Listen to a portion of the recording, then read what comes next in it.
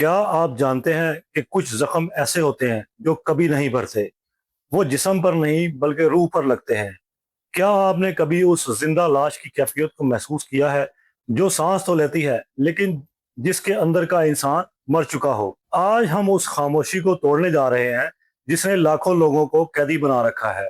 Rape trauma सिर्फ एक वाकया नहीं है, ये एक ऐसा जहनी भंवर है जिससे निकलने का रास्ता दुनिया की महंगी तरीन काउंसलिंग में शायद ना मिले, लेकिन होम्योपैथी की इन लतीफ खुराकों में छुपा है जिसे रूह का मरहम कहा जाता है। आज की इस वीडियो में मैं आपको वो होम्योपैथिक अद्वियात बताऊंगा जो सदमे की इन तहों को खोल देती हैं, जहां नफ्सियात भी हार मान जाती है। अगर आप इस कर्ब से गुजर रहे हैं तो याद रखें, आप अकेले नहीं हैं और शिफा का सफर यहीं से शुरू होता है। जिनसी ज्यादती महज एक लम्हाती हादसा नहीं है, बल्कि ये एक ऐसा एबनॉर्मल वाकया है जिस पर इंसानी जिस्म और जहन नॉर्मल रद्द अमल नहीं देते।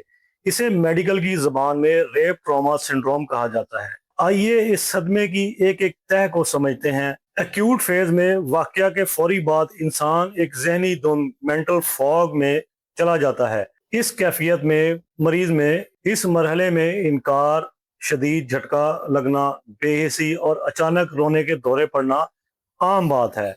जिस्मानी असरात में दिल की धड़कन का तेज हो जाना, मतली, उल्टी और जिस्म में शदीद दर्द या नील के निशानात जो हमले की शिद्दत को जाहिर करते हैं मौजूद होते हैं। इस मसले में सदमा आपके दिमाग की साख बदल देता है। एमिगडाला आपके दिमाग का खतरे को भांपने वाला हिस्सा हर वक्त मुतहरक रहता है, जिसकी वजह से आप हर वक्त चौकन्ना, हाइपर विजिलेंट रहते हैं। जैसे मरीज को महसूस होता है कि अभी दोबारा कुछ बुरा होने वाला है। कॉर्टिसोल लेवल बढ़ जाता है। तनाव पैदा करने वाला हार्मोन्स की ज्यादती आपके मुदाफिती निजाम को कमजोर कर देती है, जिससे आप बार बार बीमार पड़ने लगते हैं। हिपोकैम्पस याददाश्त का ये हिस्सा मुतासर होने की वजह से यादें टुकड़ों में आती हैं, जिन्हें फ्लैशबैक्स कहा जाता है। तीसरी तय में साइकोलॉजिकल मैकेनिज्म जहन खुद को तकलीफ से बचाने के लिए कुछ दीवारें खड़ी कर देता है। डिस एसोसिएशन ये एक वो कैफियत है जहां आपको लगता है कि आप अपने जिस्म से बाहर हैं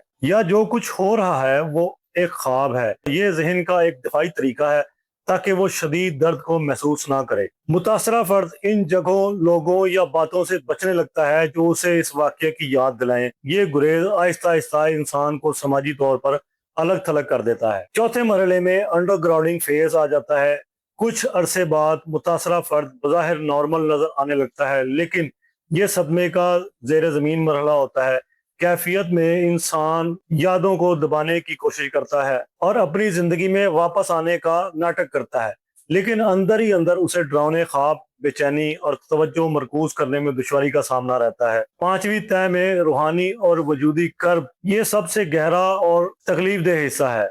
शर्म और खुद मलामती की वजह से मुतासरा फर्द खुद को नापाक या गुनाहगार समझने लगता है।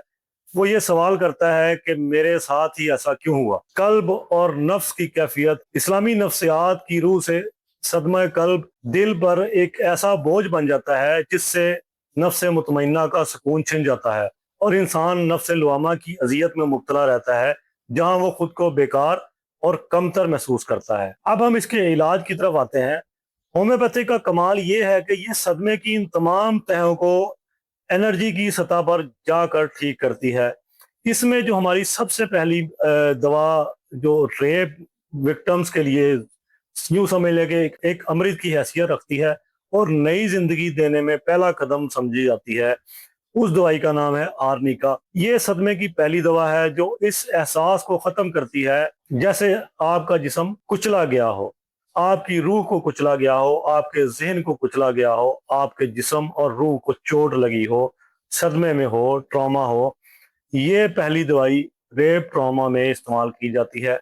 इसके इस्तेमाल की वजह से मरीज को वो सब कुछ भूलने में और जो उसको नफ्सियाती और जहनी तौर पर सदमा पहुंचा होता है उसको ठीक करने में सबसे पहले नंबर की दवा है, क्योंकि आर्निका चोट की सबसे बड़ी मेडिसिन है। इसीलिए ये रेप ट्रॉमा में जो इसके नफ्सियाती और जहनी और जिस्मानी तौर पर चोटें आती हैं, जज्बाती तौर पर जो चोटें आती हैं, उसको ठीक करने में ये सबसे पहली दवा है। आर्निका देने के बाद 80% रेप ट्रॉमा के केसेस क्योर हो जाते हैं। ये इतनी बड़ी दवा है। जिस भी बच्चे के साथ ये मामला हुआ, उसको आप सबसे पहले आर्नी का 200 ताकत या 1 M ताकत में पहली खुराक दें, ताकि वो अपने ट्रॉमा की कैफियत से बाहर निकल सके। रेप विक्टिम के दूसरे फेज में अगर आए तो वो गिल्टी माइंड बन चुका होता है। वो अपने एहसास कमतरी और जो उसके साथ हादसा हो पेश आया होता है उसकी वजह से वो गिल्टी माइंड बन चुका होता है। रास्ते में से गुजरना उसका बहुत मुश्किल होता है। उसको ये यूं महसूस होता है कि जैसे लोग उसकी तरफ देख रहे हैं, लोग उसको देख के बातें कर रहे हैं। वो अपना खुद एतमादी को खो चुका होता है। तो यहाँ पे जो मेडिसिन काम आती है वो स्टेफिसेग्रिया है। आप इसको 200 ताकत में मरीजा को इस्तेमाल कराएं। इसके इस्तेमाल करने से उसके अंदर खुद एतमादी बहाल हो जाएगी, उसका गिल्टी माइंड खत्म हो जाएगा। ये दवा उस वक्त दी जाती है जब मुतासरा फर्द के अंदर शदीद तौहीन, जिल्लत और दबा हुआ गुस्सा हो, तो ये रूह की पाकीज़गी का एहसास बहाल करती है। तीसरे नंबर पे जो दवा है जब मरीज को सदमा पहुंचा हो, जब सदमा खामोश गम बन जाए, जहां मरीज सिसकियां ले और उसका दिल बैठे, मरीज आहें भरे, मरीज रोता रहे और सिसकियां लेता रहे, मरीज कम गो हो, तो वहां पे ये मरीज को सुकून देती है। इसका नाम है इग्नेशिया अमारा।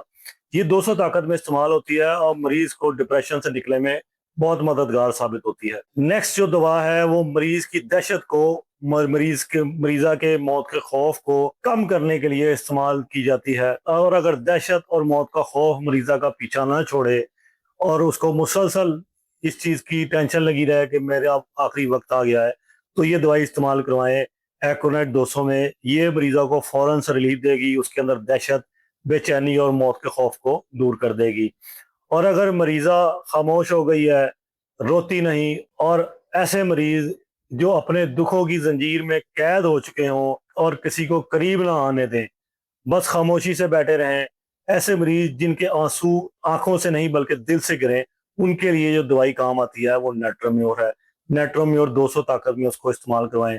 मरीजा के अंदर जो दबा हुआ गम है उसको ये दूर कर देगी। और जब सदमा इंतहाई गहरा हो कि इंसान बिल्कुल बेहिस हो जाए, सुनपन आ जाए मरीजा के अंदर, और डरावने ख्वाब उसे सोने ना दें, मरीजा का निजाम खौफ की वजह से मुतासिर हो, कब्ज का शिकार हो, तो वहां पे उसको ओपियम इस्तेमाल करवाएं। अब यहाँ पे ये आपको समझना पड़ेगा कि शिफा का रास्ता आपके अंदर से ही शुरू होता है। आपने ग्राउंडिंग की मशक करनी है। जब फ्लैशबैक्स आए तो अपने हवास को हाल में वापस लाएं, जिक्र और मुराकबा की मशकें करें, तहज्जुद की खामोशी और अल्लाह से गुफ्तगू आपके कल्ब को सुकून देती है। किसी भी खूबसूरत और बड़े पार्क में चले जाएं सुबह सुबह के वक्त, जमीन पे नंगे पांव खड़े हों, दरख्त को थाम के 10 से 15 मिनट आंखें बंद करके लंबे लंबे सांस लें।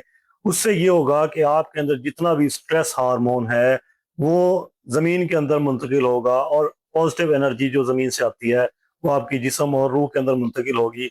ग्राउंडिंग करने से आप बहुत जल्द रिकवर करें। किसी माहिर थेरेपिस्ट से बात करना आपकी इन दीवारों को गिराने में मदद देगा जो सदमे ने खड़ी की हैं। याद रखिए, आप इस वाक़े से बड़े हैं। आपकी रूह कभी नापाक नहीं हो सकती, क्योंकि वो अल्लाह का नूर है।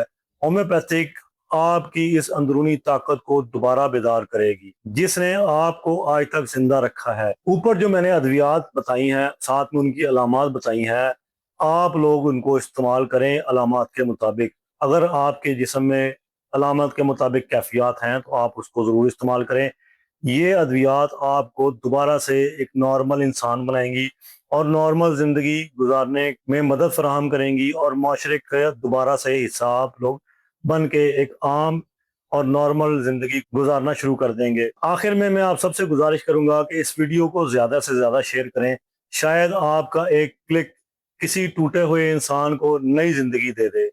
तो इस दुआ के साथ कि आप सब लोग खुश रहें और सेहतमंद रहें, डॉक्टर वजाहत अहमद को इजाज़त दें। इंशाल्लाह अगली वीडियो में मुलाकात होगी। तब तक के लिए अल्लाह हाफिज़।